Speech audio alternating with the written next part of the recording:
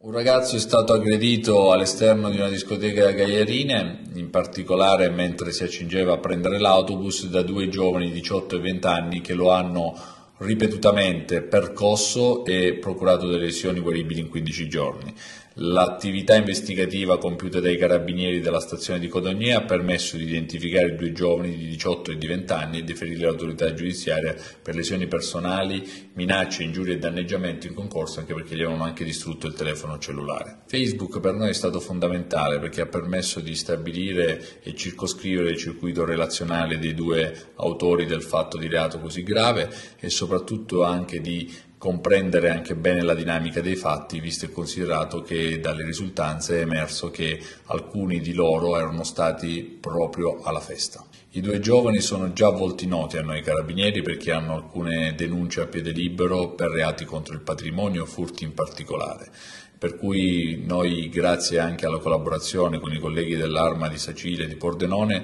siamo riusciti a identificarli in breve tempo e a denunciarli all'autorità giudiziaria.